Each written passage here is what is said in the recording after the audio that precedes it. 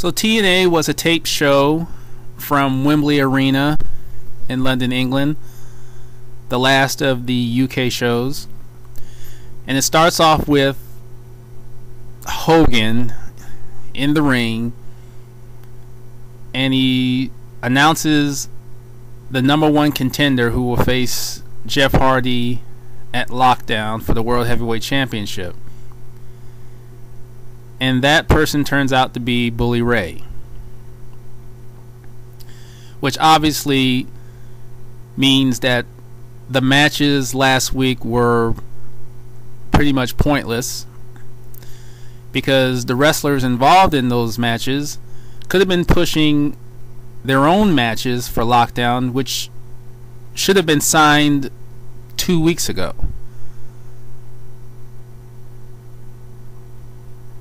Because none of these guys were going to get the #1 contendership match, so why even bother wasting the time and effort? But are we really surprised? It's TNA. So anyway, Bully Ray comes down to the ring. He's thankful for getting the #1 contendership spot, and then he announces a 6-man tag team match pitting himself, Sting, and Hogan against Aces and Eights for later on.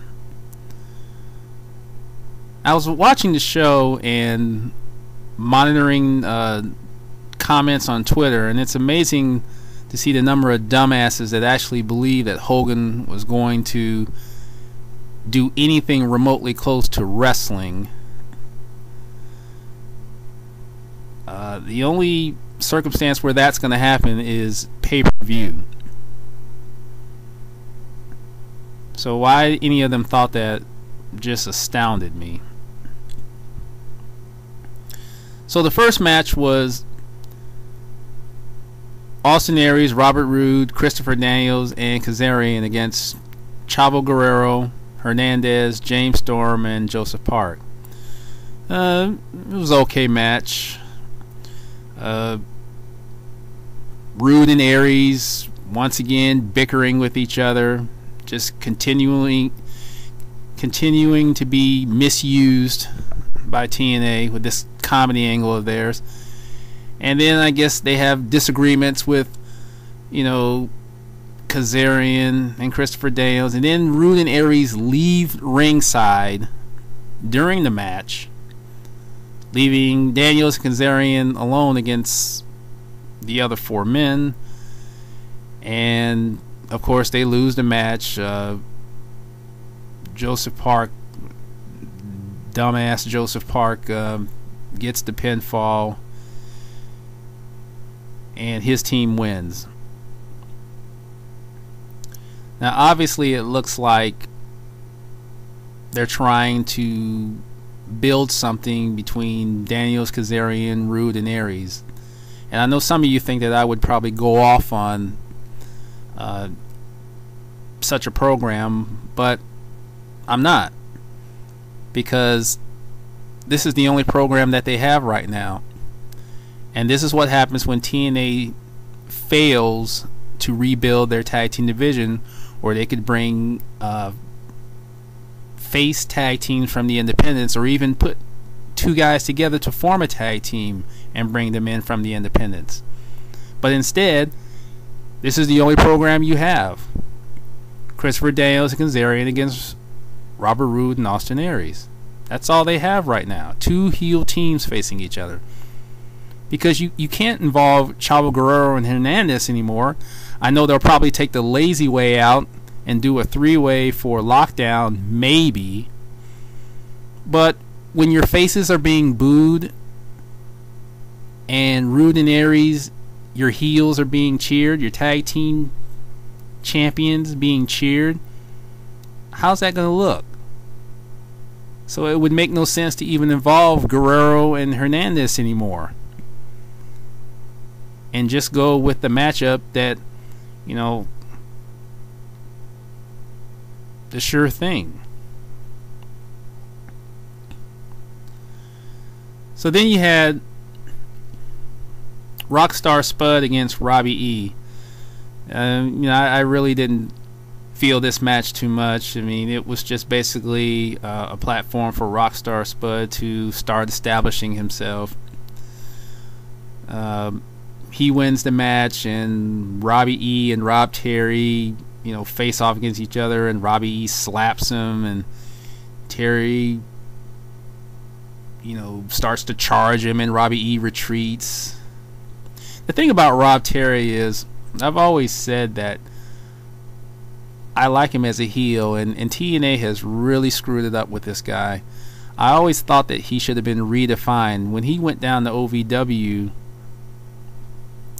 last, I thought they really should have redefined him. I mean, shave his head, because he has a babyface hairstyle. If he's going to be a heel, which he should be one, shave his head, give him a big but well-kept beard, tone down the roids a little bit, and give him a manager.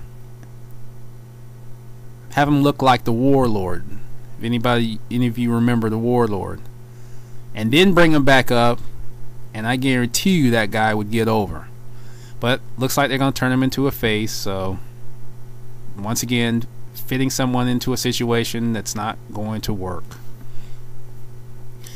So then you had the women's championship match. Tara against Velvet Sky versus Gail Kim versus Brooke Tessmacher.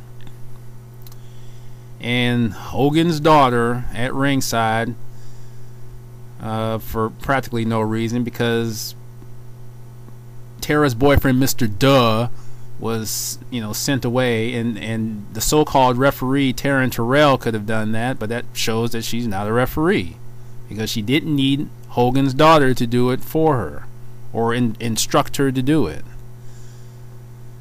And during the match, I could have done without the camera shots on Hogan's daughter. I don't need to look at her ass chin. I would rather be watching the match. It was a decent match. With all the barely connecting clotheslines between Velvet Sky and Brooke Tessmacher, and the action was decent. Tara's eliminated first, and Brooke Tessmacher's eliminated, and then it leaves Velvet Sky and Gail Kim, and the ending was questionable, but the point is Velvet won the match. She's the new champion. And you didn't have to be a smart to know that was going to happen. The only way she was coming back to TNA was unless she was assured that she was going to get the women's championship, and now she has it. The way I look at it, the only program they have right now is, Velvet Sky and Gail Kim. But obviously, Taryn Terrell is starting to get pushed in that direction, where she's likely going to make her ring debut in TNA. I hope they don't do a three-way at Lockdown between Taryn Terrell, Gail Kim, Velvet Sky. That won't make no sense. I've seen Taryn Terrell wrestle, and she makes Velvet Sky look like a technical genius. So I don't know how that's going to work. Either way, Gail Kim will be carrying both of them for the next few months.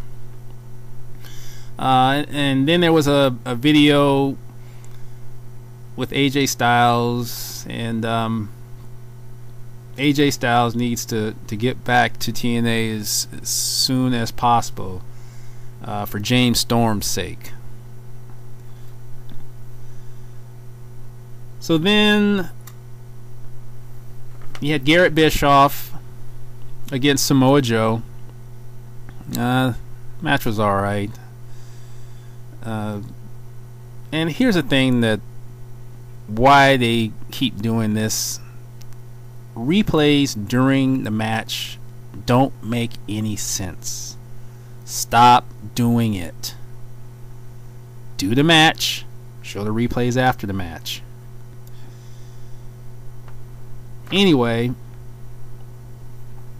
Wes Briscoe runs in, and then he and Garrett Bischoff attack Joe, and then Kurt Angle comes to the ring and chases off both of them, and then he tells Wes Briscoe that they're going to meet at Lockdown in a cage.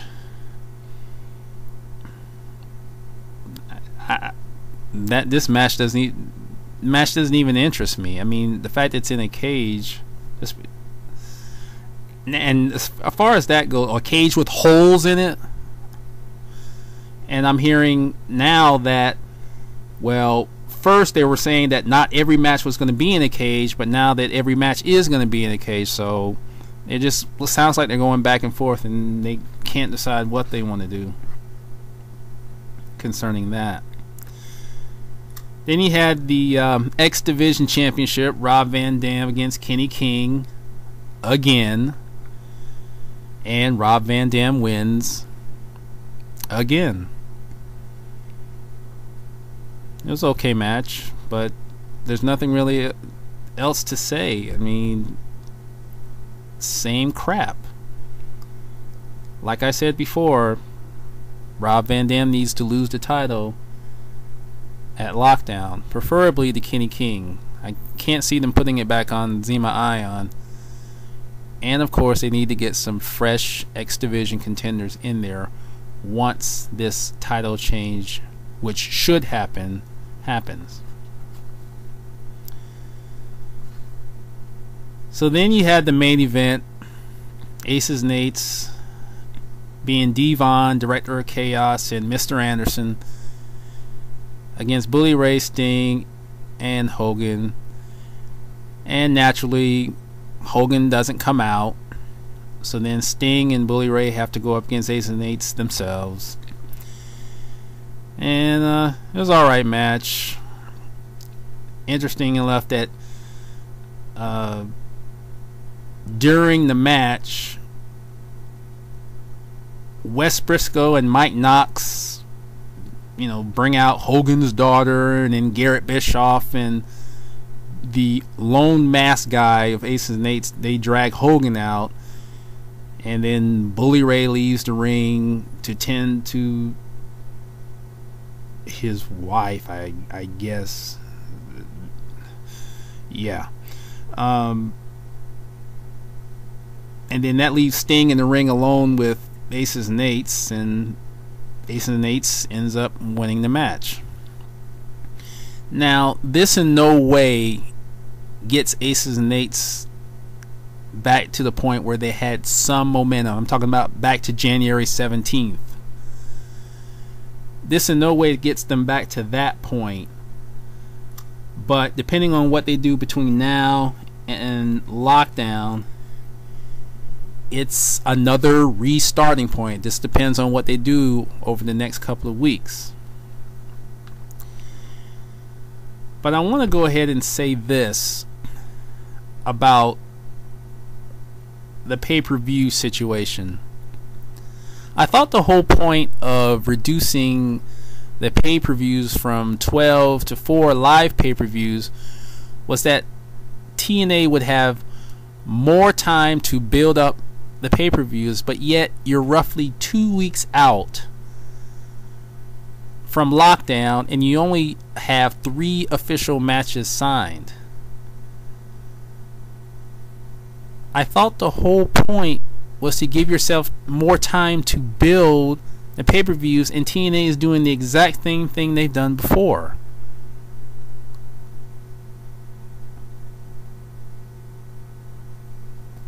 It's inexcusable and unexplainable,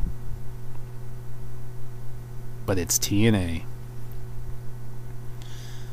I'm Tazmart 2002, and that was my TNA Impact Analysis for February 21st, 2013. Please leave your comments below, click the like or dislike buttons, and if you subscribe, I would really appreciate it. You can get at me at Twitter if you have any questions about TNA or wrestling in general, TAZMARK2002, or you can email me at Tazmart2002@gmail.com. It was an okay show, and I'm being generous.